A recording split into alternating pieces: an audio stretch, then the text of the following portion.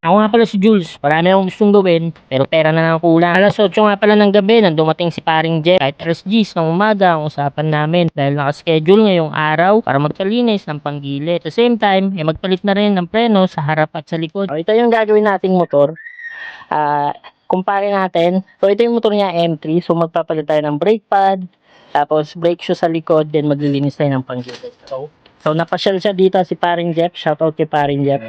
Kaya naman sa mga tropa ko na gusto magpalinis, PM Staki lang, di naman tayo expert pagdating dito, tamang may alam lang. Dahil pag pinag-aralan mo naman ay siguradong kayang-kaya mo din. Kaya naman kung nagtitipid ka, baka ito na yung sign para pag-aralan mo. Matapos ko mabaklasin yung gulong ay ito na yung time para linisin yung caliper niya dahil puro putik at langis na din. Naklas ko nga pala yung gulong para naman maluwag ang pagkilos ko at nang malinis na natin. Ayun, papalitan na natin yan.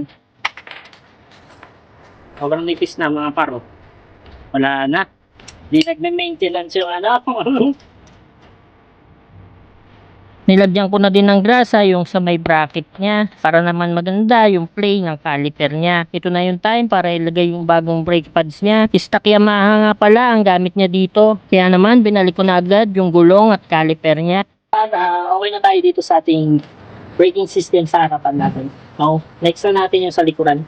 Kaya naman, simulan na natin palitan yung brake shoe niya sa likuran. Medyo madali nga lang palang baklasin ang gulong niya dahil hindi na natin kailangan tanggalin pa yung pipe niya. Kaya naman, pagkabaklas ko ay agad-agad ko naman nilinis gamit itong Kobe CVT cleaner. Huwag kayong magilala dahil pwede naman to. Nang malinis ko na nga ay ito na yung time para ilagay yung bagong brake shoe niya. At nang masigurado na natin malinis at nalagyan na natin ng grasa ay oras na para ibalik yung gulong niya. At the same time ay masimulan na natin yung paglilinis ng panggilid niya. Kaya naman, dali-dali ko na din tinanggal yung mga tornilyo ng crankcase niya at naging smooth naman ang lahat maliban lang dito sa torque drive cap niya. Di ko lang sure kung tama yung tawag ko dito. Comment down below naman. Medyo nahirapan tayo dahil kailangan ng gamitan ng lakas at ng diskarte. Medyo nahirapan tayo mga gat, no?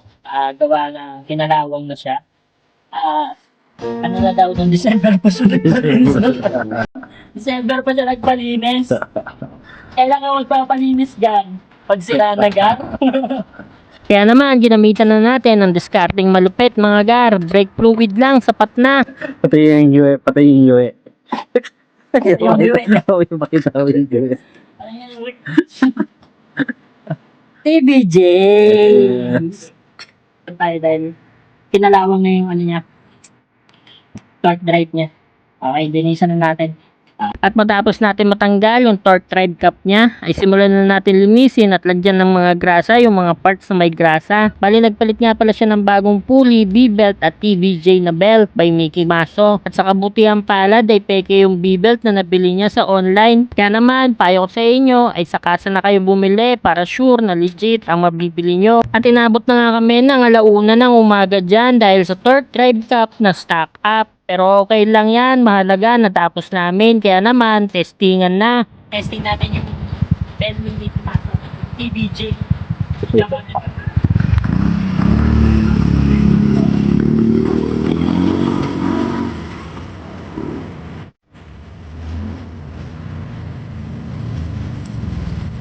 Yay, baka TBJ yan. Siyempre, ingat. Bye-bye, TVJ! So yun, nubiyan na tayo mga par. Bali na tapos na natin yung motor ni paring Jeff. So shoutout ni paring Jeff at thank you sa inyo. Ingat lagi, God bless.